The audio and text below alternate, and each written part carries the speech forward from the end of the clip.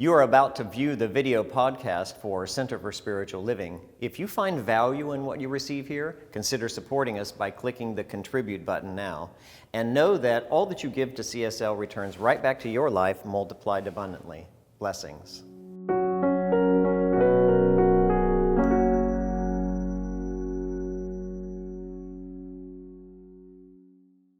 Best day of my life today. This is the best day of my life. Let's just say it together.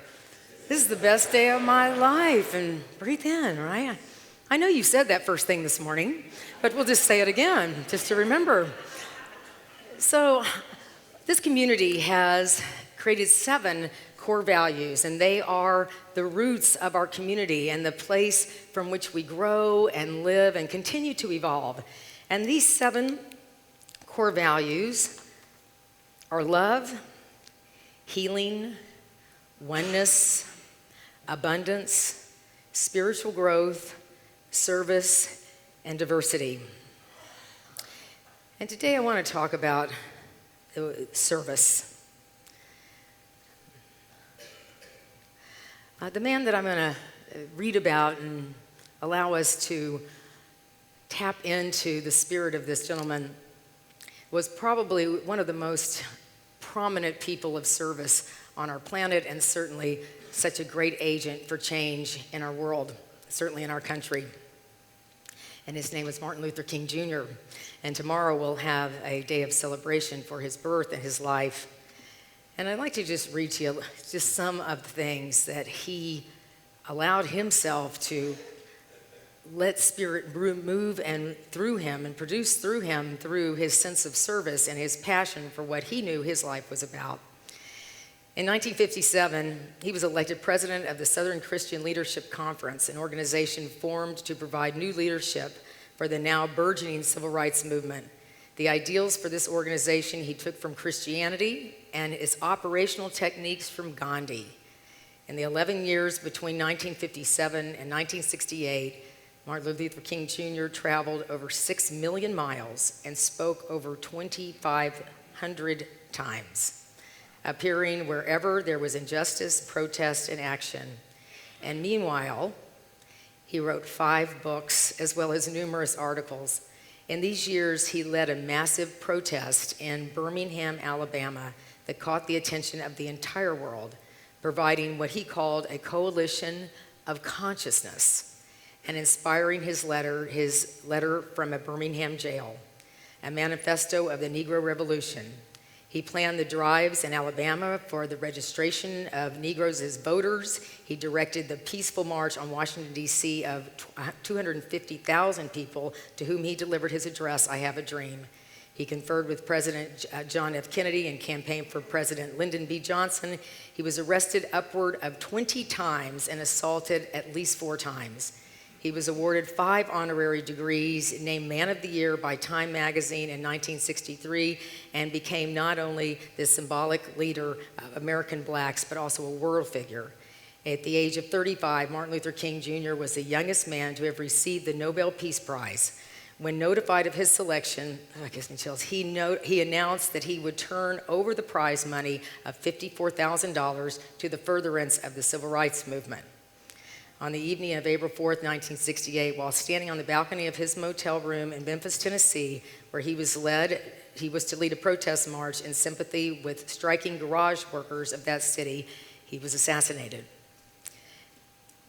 This man was so connected to the reason he was born, to the reason that to allow his life to become so entrenched in that core value of service that he was at one point, he said, it doesn't even matter if I die in this service because I am making a change in the world.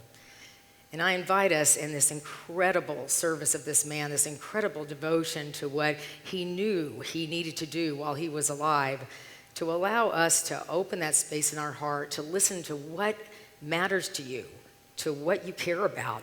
It often will come in a sense of an issue you have or something you're sort of railing against.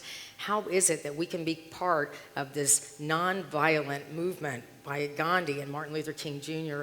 to allow service to be not only your core value, but the reason and the impetus for why you were born? I am really clear that service allows us to experience freedom. At the end of his I Have a Dream speech, we know that he had not accomplished his complete mission, but he said at the end of his speech, free at last, thank God Almighty, we are free at last. And we know that the freedom he experienced was his commitment to his ministry, to his mission, to service. And I'm going to invite us to take a moment of silence to allow the spirit, the ministry, the profound dedication of Martin Luther King Jr. to move in our hearts in this moment.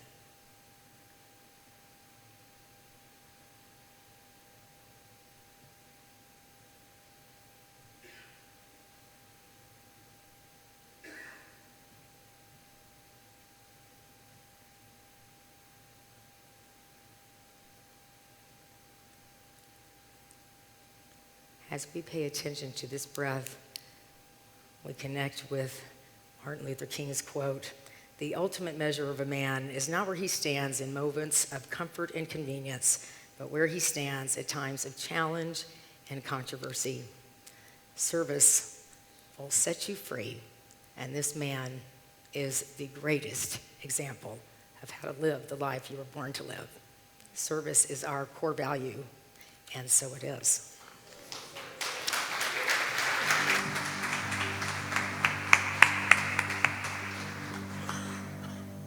Bring it on, everything new, everything different, everything true.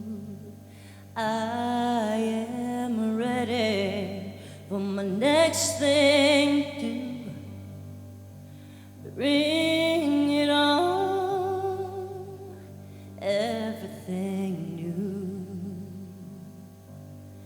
I'm through crying, I'm through waiting, I'm through hoping against all hope. I'm through longing for something gone that'll never return. I think I finally learned, so bring it on. Everything new, everything different, everything true. I am ready for my next thing to do. Yeah, bring it on. It's everything new. I'm through grieving, I'm through dreaming that the life I had is ever coming back. No more wishing someone else's heart that'll never be mine. I think it's time, so bring it on. Everything new, everything different, everything true. I am ready for the next thing to do. Yeah, bring it on. It's everything new. I've survived many times before, broken hearts and slamming doors.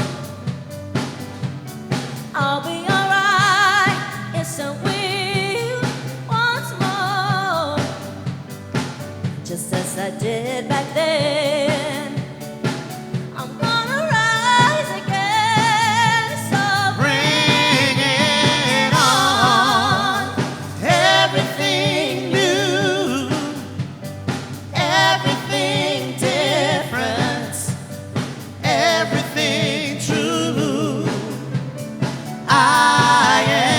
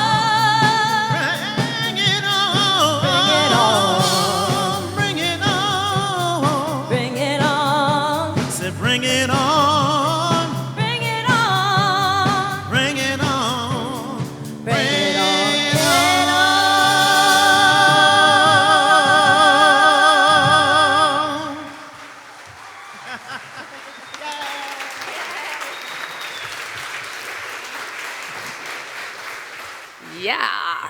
Whoa. Whew. Good morning again. Happy New Year. We're in still our third Sunday of the new year. And this is actually the official week of breaking your resolution. Yes, so it is an official day, right? So are we in a place of saying, bring it on, everything new? Because this new year is about a new you.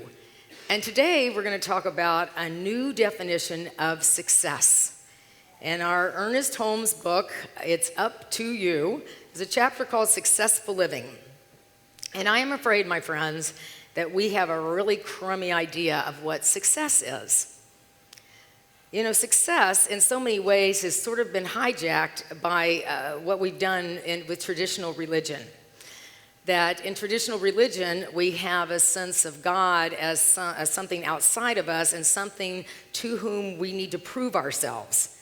And success has fallen into that situation of having God or a being in the world as a rather dysfunctional parent. One that you need to please, one that you need to change yourself to be accepted or to have approval.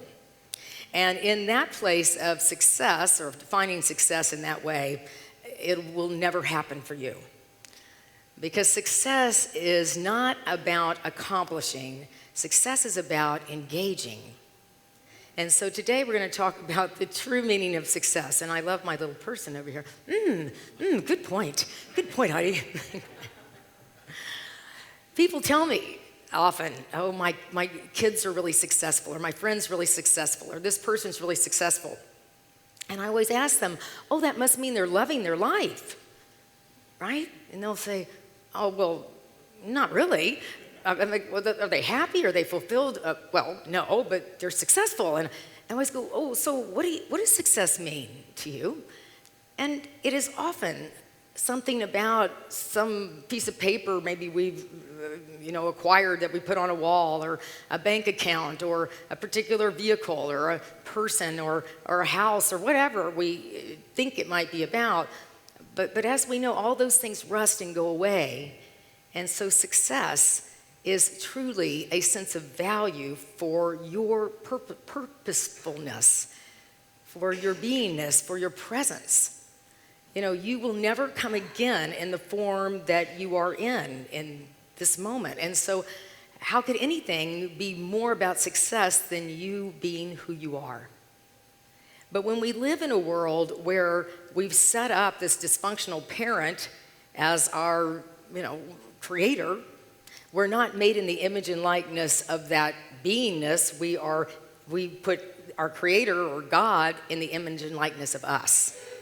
Right? So an old man with the white beard, or wherever you want to go with that, but it's not the experience of feeling the sense of oneness, which is what success is.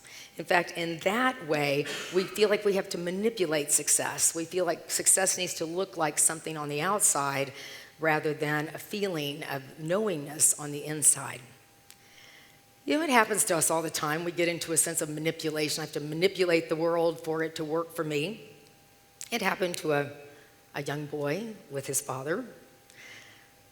This is humorous. I'm telling you, right? A teenage boy had just passed his driving test and inquired of his father as to when he could discuss the use of the car. His father said he'd make a deal with the son. So here we go. You bring up your grades from a C to a B, you study some spiritual literature, and get your hair cut. And then we'll talk about the car. Boy thought about it for a moment and decided that he'd accept that offer, and they agreed to it. And after 6 weeks, his father said, son, you brought up your grades, and I've observed you've been studying some spiritual literature, and I'm still a little disappointed you haven't cut your hair. The boy said, Dad, I've been thinking about that too, and I've been studying the Bible, and Samson had long hair, and John the Baptist had long hair, and Moses had long hair, and it seems that Jesus had long hair.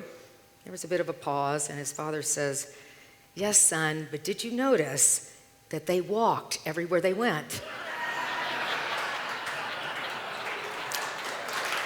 Yeah.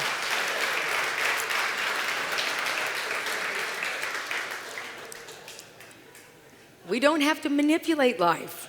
But boy, have we learned, if I do this, will you do that? No, I'll cut my hair. And, so just let's take a deep breath into just relaxing into this idea. You're successful because you're breathing. You're successful because you are alive. You're successful because, period, because. So when I reflect on this, and I know we really have a lot of stories of what is success and am I successful and I wish I could be, and this is where we get lost in the idea. And just know that you were taught this. You certainly did not know it as a little one. Most people look like they have some idea how to move around in the world and how to walk or how to, conduct yourselves. And, but when you first learned to walk, I don't think you were that good at it, right? You kept falling down. Can you imagine going, oh, can't do this walking thing. I think I'm just going to lay down the rest of my life. Just give it up. Can't do it. But something in you was so determined to have the experience of being you, you just kept going. And that's what we're going to talk today about true success. There's 3 ways that we block ourselves from experiencing this sense of value and success and ease and peace in our lives. And the 3 reasons are we are afraid of failure, we have become very addicted to other people's opinions, and somehow, well, at least one person out there, and we're also very detached from our sense of passion and purpose. If we look just at Martin Luther King Jr., my gosh, was that man detached from the need to please others or to fail and he was so connected with passionate purpose. So we see success really is an inner experience. So afraid to make a mistake. Winston Churchill says, success is walking from failure to failure with no loss of enthusiasm. And if you've been around young people, younger the better, there's no loss of enthusiasm. Right? I mean, it's just like, what's next? What's next? And so this ability to go and understand that failure is the learning curve to the piece of understanding your value. That if you are afraid of failure, you will 100% be afraid of success. So I am always fascinated by people that continue to just do their thing without having to have some kind of destination. It's about the journey. And so there is a young man who lives in the Netherlands. And he went scuba diving many years ago when he was 16. He's 23 now. And he noticed as he was scuba diving that there were more plastic bags in the water than fish. And that disturbed him a lot. And he went home to the Netherlands. He was a science major interested kind of kid. And he started a science project. And he started studying the oceans and the plastic and the water and created this science project that won the event. And so TEDx came looking for him and said, can you give a talk?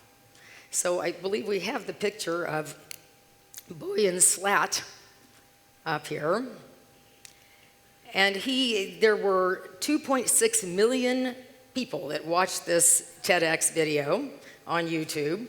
And he ended up getting all this popularity, and he wasn't completely prepared for it. So he went on to create this mechanism that they put out into the Great Pacific, with the Great Pacific trash dump that's out in the middle of the Pacific. And I think we all know the plastic problem is something I think we're all grappling with.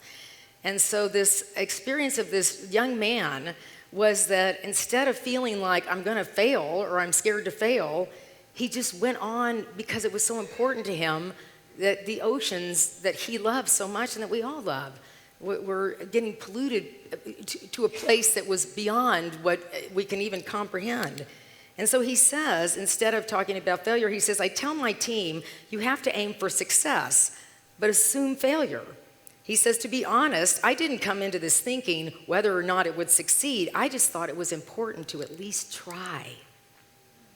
And so his machine that went out into the Great Pacific, many of you may know more than I do, but the idea is that it didn't work the way that they wanted it to.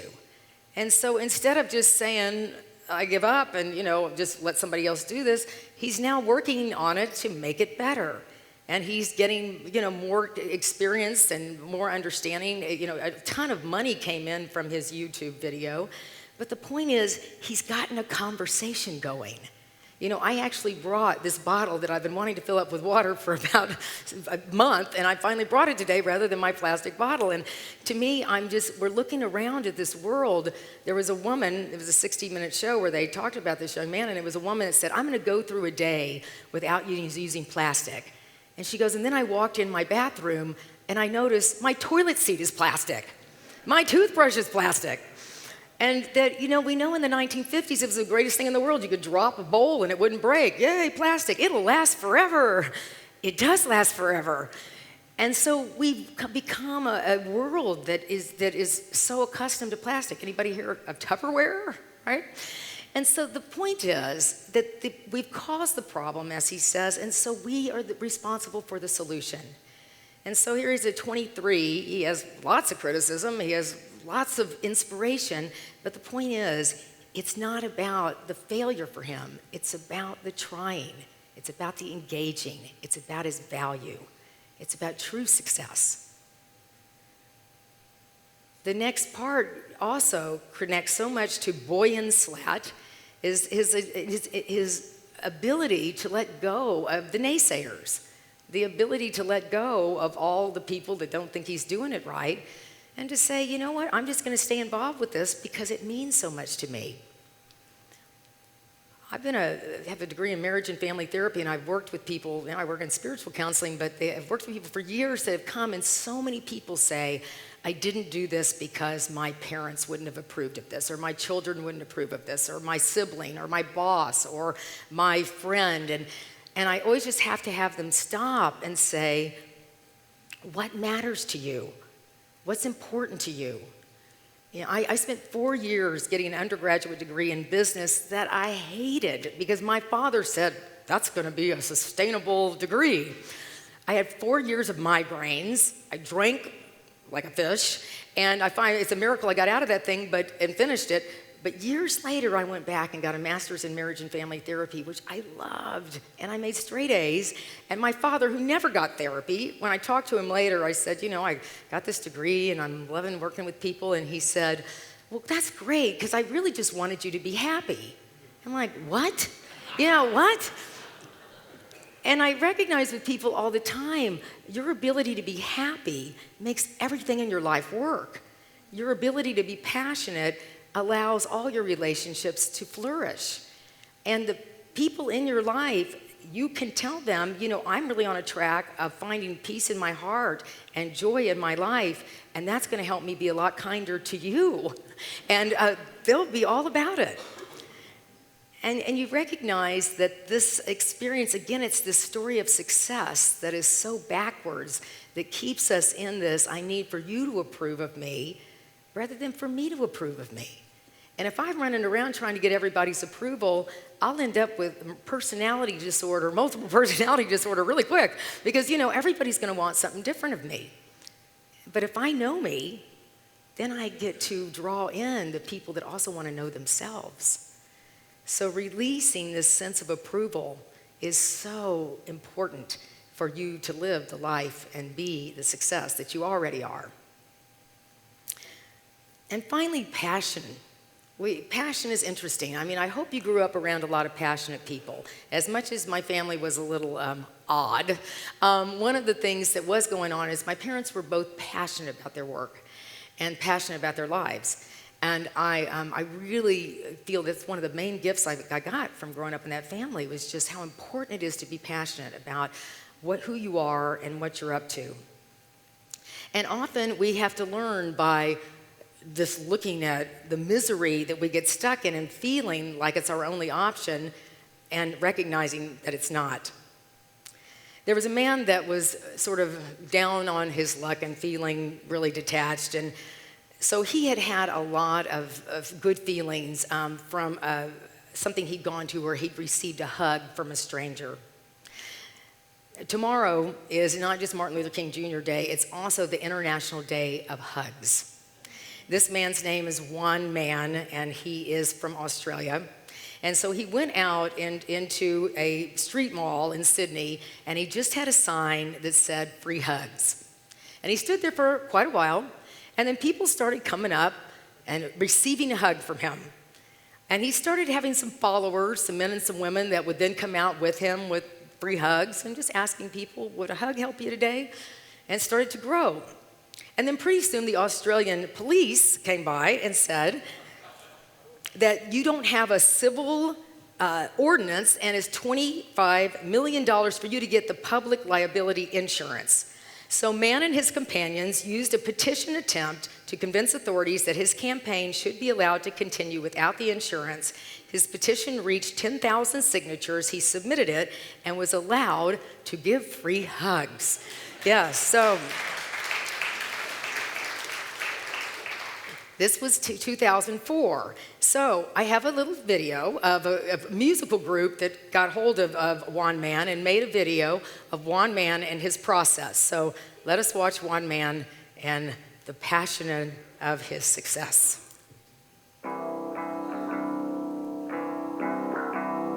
I don't mind where you come from, as long as you come to me.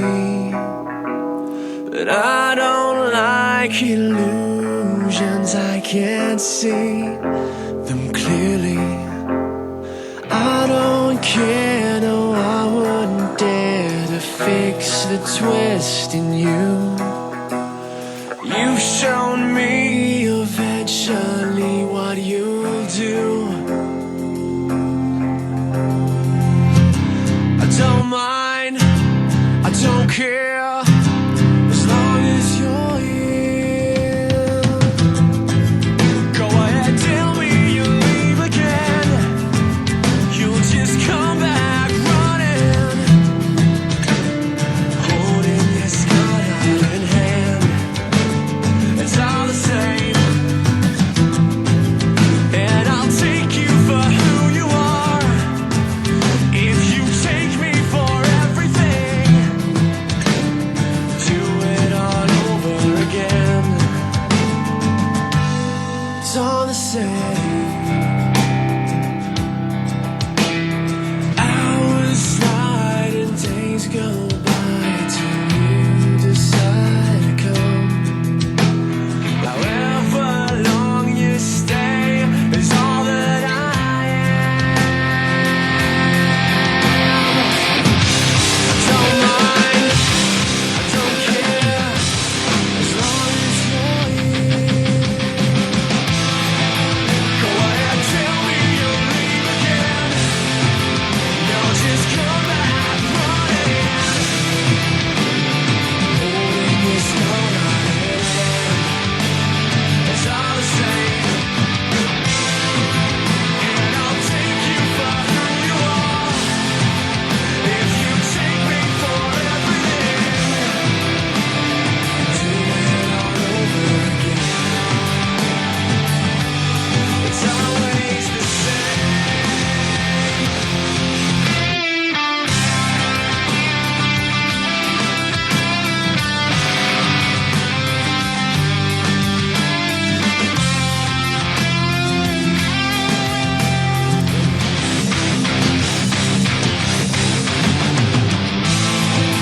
Go ahead, say it, you're leaving. You'll just come back running, holding your scarred out in hand. It's all the same,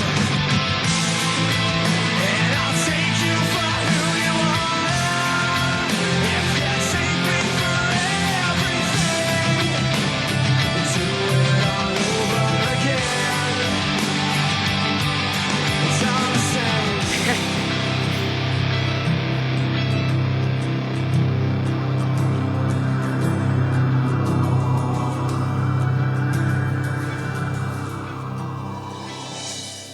Yeah.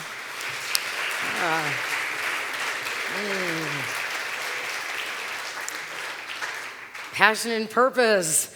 So I will tell you, all of you who want to experience passion and hugs and purposes, we're heading out at 2 o'clock. We're going to be doing hugs and Wilton Manors across the street from Broken Hill, out there on the drive, I believe it is. And come join us. We have shirts made by the kids and signs, so you don't look like a weirdo. You know, you're just like there saying, would you like a hug? And the ability to open your heart to the success that is already in you comes in forms like this.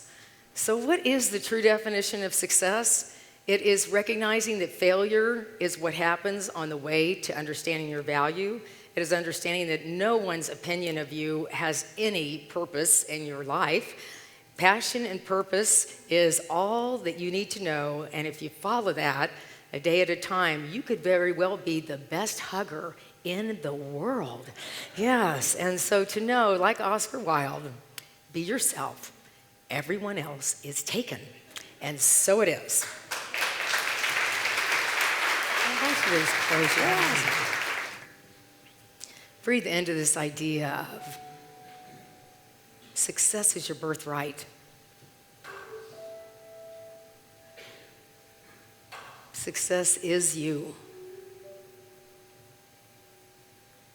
There's nothing to do or achieve. You are connected with the lover, the breather, the inspirer, the hugger. It is all inside of you. So our opportunity is to drop into that knowingness, to that safety. Experience the chair that you're sitting in as life supporting you. You don't have to think about it. You just allow it to support you. And so let's experience some period of silence, just feeling the sense of being supported by life, being loved by life, being connected to all that is. Just breathe.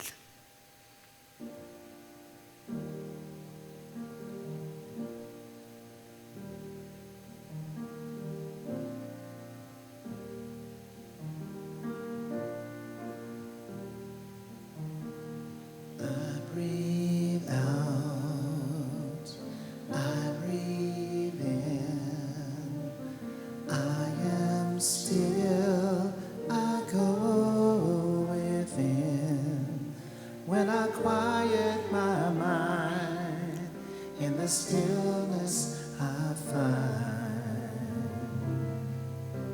Spirit meets me there. Spirit meets me there.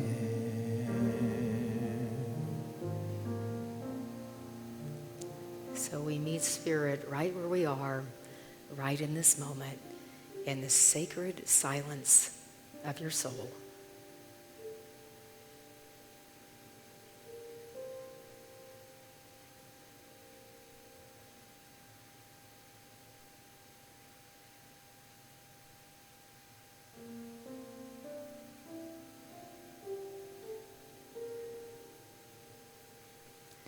Success is in every cell of my being. Value is my birthright. I relax into that knowing. I feel the gratitude of being born and being the unique, unrepeatable, irreplaceable soul that I am. I feel that sense of freedom and joy, magnificence, and success. And so it is.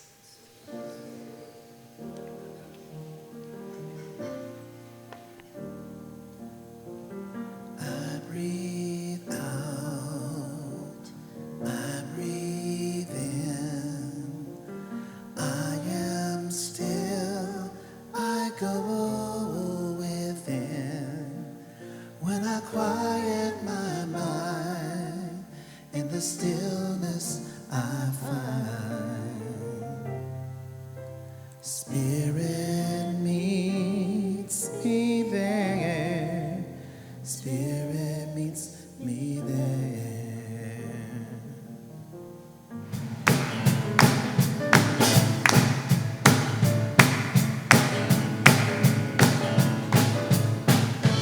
never know what it's like. Your blood like a winter face is just like ice, and there's a cold and no shines on you, and you're welcome here to wreck your hide behind the mask you wear. And did you think this fool could never win? Well, look at me, I'm coming back again. I got a taste of love in a simple way. And if you need to know while I'm still standing, you just fade away. Everyone, here we go. Don't you know I'm still standing, better than I ever did, looking like a true survivor, feeling like a little kid. I'm still standing after all this time, picking up the pieces of my life without you on my mind. I'm still standing, yeah, yeah, yeah. I'm still standing, yeah, yeah, yeah. Once I never could hope to win, started down the road and leaving me again. The threats you made were meant to cut me down, and if love was just a circus, you'd be a clown by now. Everyone, don't you know I'm still standing, better than I ever did, looking like a true survivor, feeling like a little kid. I'm still standing after all this time, picking up the pieces of my life without you on my mind. I'm still standing, yeah, yeah, yeah. I'm still standing, yeah, yeah, yeah.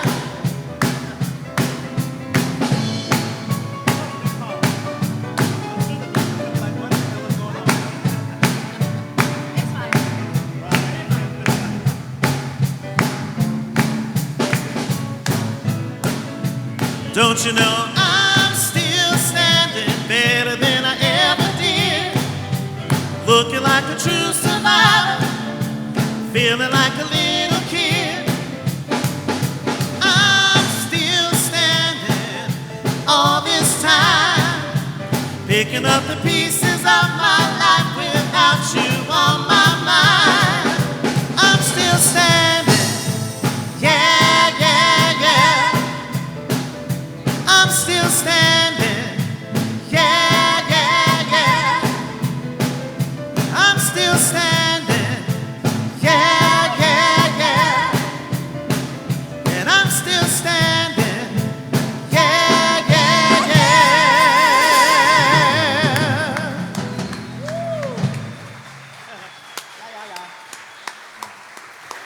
Okie doke. So we're going to say our affirmation. You have probably been sitting on it, nice and toasty. A toasty affirmation. So let's say this together. I am successful when I'm happy, faithful, and loving.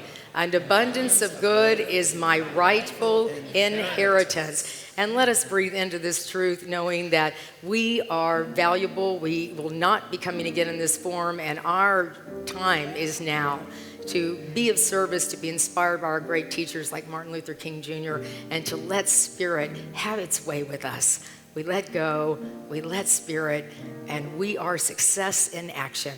And so it is.